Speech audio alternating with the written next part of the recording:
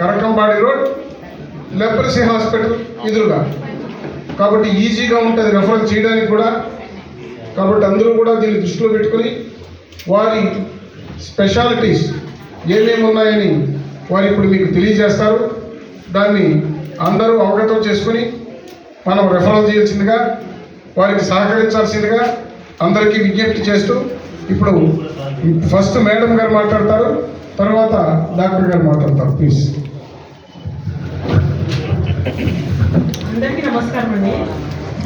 ఇప్పుడు న్యూరాలజీ అంటే చాలా రకాల జబ్బులు ఉంటాయి. మెయిన్గా మనకు వచ్చేదంటే హెడేక్స్ వస్తుంటాయి ఎక్కువ.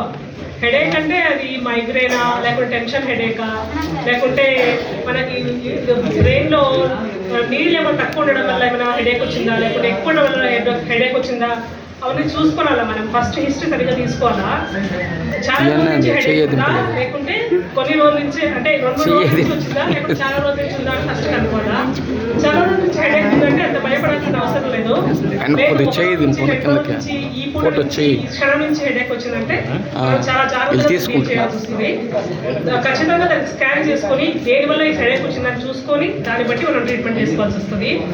కంటి ఆఫ్థాల్మోస్కోప్లో మనం డైరెక్ట్ ఆఫ్థాల్మోస్కోప్లో మనం కంటిలో పోయి చూసేసి అదే ఆఫ్థాల్మోస్కోప్ దాని ద్వారా మనం కంటిని చూసి ఫండస్ ఎక్కడ చూసుకొని అదేమైనా పెరిగిందా, దాంట్లో ఏమైనా ప్యాపిలోడిమా ఉందా లేదా దాన్ని చూసుకోవాల్సి వస్తుంది. స్కానింగ్ లేకుండా కూడా మనము దాన్ని చూసి చెప్పొచ్చు ఏమైనా బ్రెయిన్ ప్రాబ్లం ఉందా లేదా అనేది. హెడేక్ అనేది అంత ఈజీ కాదు దాన్ని డీల్ చేసేది. మనం ట్రీట్మెంట్ తీసుకోవాలి. దాంట్లో కూడా ట్రైజమినల్ ఆటోనమిక్ సఫాలజియాస్ అని ఉంటాయి. దాని ట్రీట్మెంట్ వేరేగా ఉంటుంది, మైగ్రేన్ ట్రీట్మెంట్ వేరేలాగా ఉంటుంది. ఏమైనా పేషెంట్ ఎవరైనా వచ్చినప్పుడు కంట్లో ఏమైనా ఎక్కువ రక్తంలాగా అంత ఎర్రగా అయిపోతుందా, లేకుంటే నీళ్ళు వస్తున్నాయా, తరచు నీళ్ళు వస్తున్నాయా, లేకుంటే ముక్కు ద్వారా ఏమైనా నీళ్ళు వస్తున్నాయా, అవన్నీ కనుక్కోవాల్సి వస్తుంది. లేదంటే ఒక సైడ్ ఉందా హెడేక్, 2 సైడ్లో ఉందా, భరించలేకపోతున్నారా అంటే దానికి తోడు వాళ్ళకి ఏమైనా ఫిట్స్ ఉన్నాయా, లేకుంటే ఇంకేమైనా వామిటింగ్ ఏమైనా వస్తుందా అవన్నీ చూసుకొని మనం ట్రీట్మెంట్ చేయాల్సి వస్తుంది. హెడేక్ అనేది సులభం అయితే కాదు. ఇంకో కామన్ డిసీజ్ వచ్చేసి స్ట్రోక్ వస్తుంటాయి మనకి. స్ట్రోక్ అంటే మనకి కుడి కాలు ఉండకపోవడము, లేకుంటే ఎడం చెయ్యి ఎడకాలు పని చేయకపోవడం మాత్రమే కాదు స్ట్రోక్ అంటే. కొందరికి కళ్ళు కనిపించలేకపోతున్నాయి స్ట్రోక్ నుంచి. అది బ్రెయిన్లో ఎక్కడ మనకి రక్త సరఫరా తగ్గుతుందో దాన్ని బట్టి మనకి స్ట్రోక్ లక్షణాలు పేషెంట్కి వస్తుంది. కొందరు మాట్లాడలేకపోతారు, ఇంకా కొందరు నిలబడలేకపోతారు.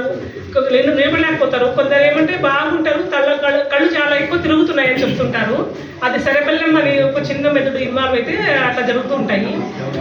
కళ్ళు తిరుగుతున్నాయి అంటే అది మామూలు. చాలా మంది వయసు అయిన వాళ్ళు కళ్ళు తిరుగుతుంటాయి అని చెప్తుంటారు. అయితే మనకి సెరెబెల్లమ్ ఇన్వాల్వ్ అయినప్పుడు చాలా ఎక్కువ కళ్ళు తిరుగుతాయి. అది ఇంతకుముందు ఉండదు, వాళ్ళకి న్యూగా వచ్చింటుంది, న్యూ ఆన్సెట్ అంటాం దాన్ని. దానికి సడన్గా ఎవరికైనా కళ్ళు తిరగడం వచ్చినా కూడా మనం స్కానింగ్ చేసుకొని ఏదైనా వాళ్ళకి బ్యాలెన్స్ లేకపోవడము, రకరకాల స్ట్రోకులు వస్తాయి. మనకు తెలిసింది మాత్రము కండరాల బలహీనం ఒకటే కాదు స్ట్రోక్ అంటే, కొందరికి స్పర్శ కూడా తగ్గుతుంది. అవన్నీ చూసుకొని మనం ట్రీట్మెంట్ తీసుకోవాల్సి వస్తుంది. ఫేషియల్ ప్యాల్సీతో కూడా చాలామంది వస్తారు. ఫేషియల్ ప్యాల్సీ అంటే 12 క్రేనియల్ నర్వ్స్ ఉంటాయి. దాంట్లో 7th క్రేనియల్ నర్వ్ ప్రాబ్లం ఉంటుంది. దానివల్ల మనకి చల్లగాలికి పోవడం వల్ల, లేకుంటే విండో తీసుకుని ట్రావెల్ చేయడం వల్ల జరుగుతుంటాయి అవన్నీ. ఈ స్ట్రోక్లో హెమరేజిక్ స్ట్రోక్, ఇస్కెమిక్ స్ట్రోక్ అని 2 రకాలు ఉంటాయి.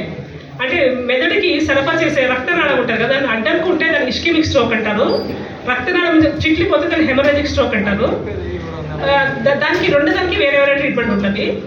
ఇస్కెమిక్ స్ట్రోక్, హెమరేజిక్ స్ట్రోక్ అని ఓన్లీ హిస్టరీ నుంచి వాళ్ళు చెప్పుకోవడం వల్ల మనం కనుక్కోలేకపోతాం చాలాసార్లు.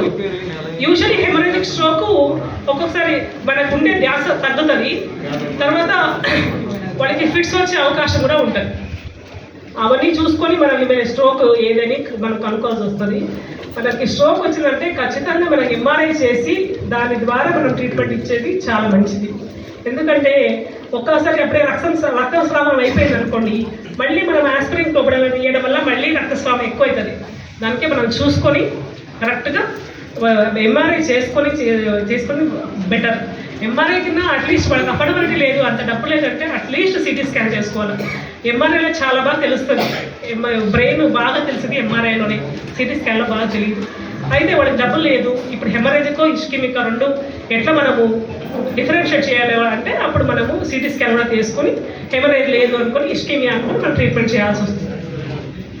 ఇప్పుడు ఏమైందంటే రీసెంట్గా ఒక 3-4 ఇయర్స్కి ఒక 5-6 ఇయర్స్ అనుకోండి, ఇప్పుడు ఏదైనా పేషెంట్ 4.5 hours లోపల హాస్పిటల్కి వచ్చినారనుకోండి, థ్రాంబోలైటిక్ థెరపీ ఉంటుంది. అంటే